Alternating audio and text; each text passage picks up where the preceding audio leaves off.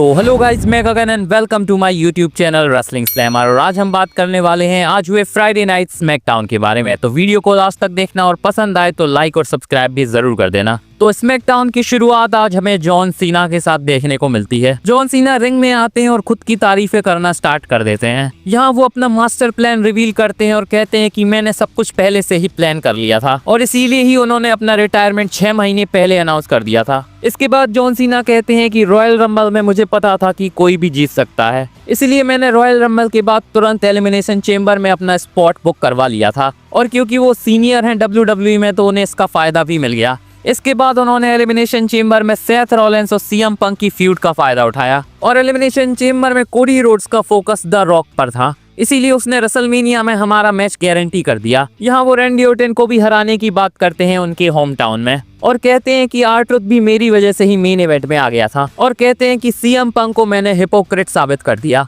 क्योंकि कल तक जो सीएम पंक सऊदी अरेबिया की बुराइयां करता था आज वो उसी सऊदी अरेबिया में मैच करने जा रहा है। तो कुल मिलाकर आज जॉन सीना ने पूरी तरह से क्लियर कर दिया है कि उनका रॉक से कुछ लेना देना नहीं है। ये सारा प्लान उनका था जो वो बहुत पहले ही बना चुके थे। इसके बाद हमें एंट्री देखने को मिलती है कोडी रोड्स की, जो कि रिंग में आकर कहते हैं कि मैंने तुझे मनी इन द बैंक में पिन किया है, तो मैं तेरे प्लान का पार्ट नहीं हूँ, अब तू मेरे प्लान का पार्ट है। इसके बाद यहाँ रैंडी ऑर्टन भी आ जाते हैं और उनका भी यही कहना था कि अगर आर-ट्रुथ नहीं होते तो वो बैकलैश पेपर-व्यू में जॉन सीना को हरा देते, लेकिन उनका अभी भी फोकस 15 टाइम वर्ल्ड चैंपियन बनने का है, जिसके लिए वो कोडी रोड्स का भी सामना करने को तैयार हैं। वैसे रैंडी ऑर्टन और कोडी रोड्स के मैच की पॉसिबिलिटी बहुत ज्यादा है king of the ring tournament के फाइनल के लिए। इसके बाद हमें यहाँ LA नाइट भी देखने को मिलते हैं, जिनके हिसाब से जॉन सीना ने उन्हें इंक्लूड नहीं किया होगा उनके प्लान में, और उनका भी नेक्स्ट टारगेट अब WWE अनडिस्प्यूटेड चैंपियनशिप और जॉन सीना होने वाले हैं। इसके बाद हम देखते हैं जॉन सीना यहाँ से जाने लगते हैं, तभी रैंप पर आर-ट्रुथ उन पर अटैक कर देते हैं। यहाँ सिक्योरिटी आर-ट्रुथ को पकड़ कर ले जाती है। इसके बाद जॉन सीना बैक स्टेज जाते हैं और हमें उनकी और निक ऑल्डिस की आर्ग्यूमेंट देखने को मिलती है। और अब यहाँ से देखकर लग रहा है कि WWE फिर से आर-ट्रुथ और जॉन सीना के मैच का प्लान बना रही है। इसके बाद नेक्स्ट हमें फैटल 4-वे मैच देखने को मिलता है king of the ring tournament के लिए, जो कि Carmelo Hayes, Randy Orton, LA Knight और एलिस्टर ब्लैक के बीच में होता है। ये मैच हमें काफी अच्छा देखने को मिलता है। और बात करें मैच की एंड की तो यहाँ ब्रॉन्सन रीड आकर LA नाइट पर अटैक कर देते हैं। इसके बाद ब्रॉन बेकर स्पेयर लगा देते हैं LA नाइट को। इसके बाद हम देखते हैं कार्मेलो हेस इसका फायदा उठाकर स्प्लैश लगाने की कोशिश करते हैं LA नाइट पर, लेकिन अचानक से यहाँ रैंडी ऑर्टन आ जाते हैं जो कि RKO लगा देते हैं कार्मेलो हेस के ऊपर और यहाँ रैंडी ऑर्टन की विक्ट्री हो जाती है।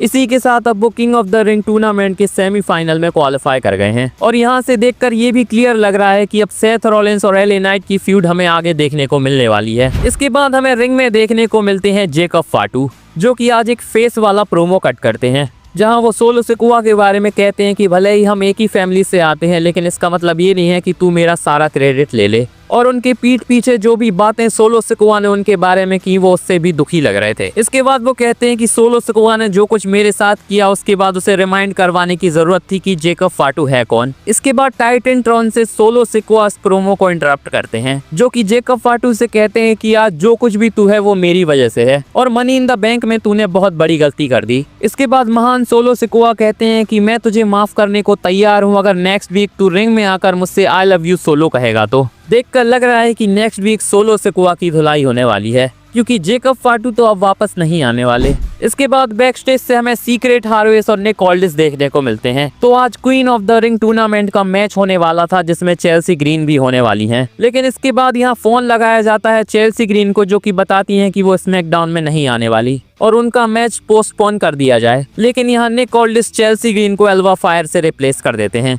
इसके बाद यहाँ जलीना वेगा भी आती हैं, जो कि जूलिया के साथ मैच की मांग करती हैं। निक ऑल्डिस बताते हैं कि जूलिया आज स्मैकडाउन में नहीं है, लेकिन नेक्स्ट वीक उन्हें मैच मिल सकता है। और इसके बाद हमें नेक्स्ट मैच देखने को मिलता है queen of the ring tournament के लिए, जो कि पाइपर निविन, जेड कारगिल, मिचिन और नाया जैक्स के बीच में हमें देखने को मिलता है। इस मैच में नाया जैक्स और पाइपर निविन का अलायंस बन जाता है और दोनों मिलकर जेड कारगिल और मिचिन पर अटैक कर देते हैं। इसके बाद पाइपर निविन और नाया जैक्स भी एक दूसरे से भिड़ जाती हैं, जहां पाइपर निविन नाया जैक्स को बैरिकेड पर ही मार देती हैं। बात करें मैच के एंड की तो इस मैच में जीत जेड कारगिल की हो जाती है, जब वो पाइपर निविन पर जेडेड मूव लगाती हैं। और अब वो क्वीन ऑफ द रिंग के लिए आगे क्वालिफाई कर गई हैं। इसके बाद हमें रिंग में नाओमी देखने को मिलती हैं, जो कि ज्यादा कुछ बोलती हैं उससे पहले टिफनी स्ट्रैटन उन्हें इंटरप्ट कर देती हैं। देखकर लग रहा था कि यहाँ टिफनी स्ट्रैटन भड़का रही थी नाओमी को कैश इन करने के लिए। नाओमी कहती है कि मैं पागल थोड़ी हूँ जो अभी कैश इन करूंगी। उनका इरादा है तब कैश इन करने का जब टिफनी स्ट्रैटन की हालत खराब हो चुकी हो।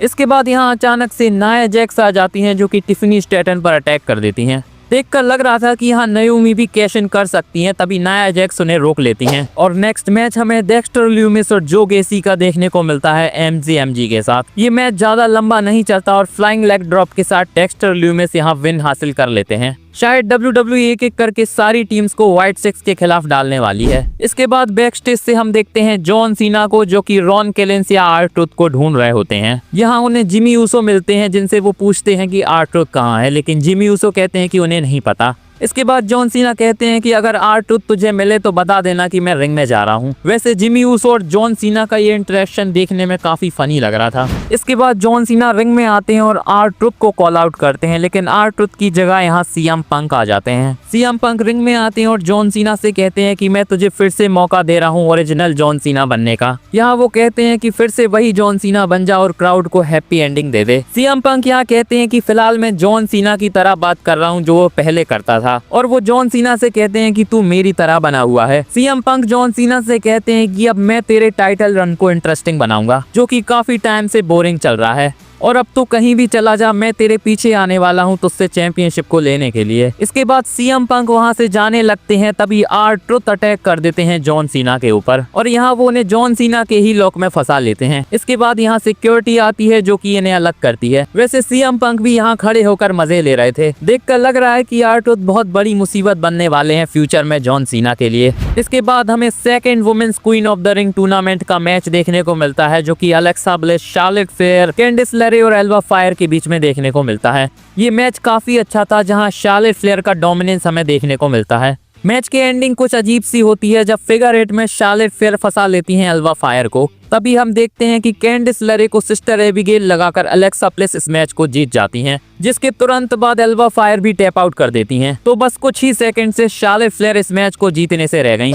इसके बाद हमें एक अच्छा सेगमेंट देखने को मिलता है बैक स्टेज से CM पंक और कोडी रोड्स के बीच में, जहां कोडी रोड्स का कहना था कि हम ज्यादा टाइम एक दूसरे से भाग नहीं सकते, और यहां CM पंक कहते हैं कि नाइट ऑफ चैंपियंस के बाद मिलते हैं, अगर Cody Rhodes king of the ring tournament को जीत जाते हैं तो। इसके बाद निक ऑल्डिस और R-Truth हमें बैक स्टेज देखने को मिलते हैं, जहां निक ऑल्डिस अनाउंस कर देते हैं कि नेक्स्ट वीक R-Truth और जॉन सीना का मैच होने वाला है। वैसे फिलहाल देखकर लग नहीं रहा है कि ये मैच चैंपियनशिप के लिए होने वाला है। नेक्स्ट मैच हमें देखने को मिलता है किंग ऑफ द रिंग के टूर्नामेंट का, जो कि डेमियन प्रीस्ट, कोडी रोड्स, अंद्रादे और शिंसुके नाकामुरा के बीच में होता है, और यहाँ हमें काफी तगड़ा फैटल 4-वे मैच देखने को मिलता है। इस मैच में टेबल का भी यूज होता है, जो कि कोडी रोड्स लगाते हैं, लेकिन कोडी रोड्स को ही उसी पर पटक दिया जाता है। बात करें मैच के एंड की, तो जीत यहाँ कोडी रोड्स की ही होती है जब वो नाकामुरा को क्रॉस सोर्स लगा देते हैं, और इस विक्ट्री के साथ अब पूरे चांसेस हैं कि Cody Rhodes king of the ring बनने वाले हैं। वैसे रॉ में होने वाले king of the ring tournament के मैच में अब जे ऊसो को ऐड कर दिया गया है।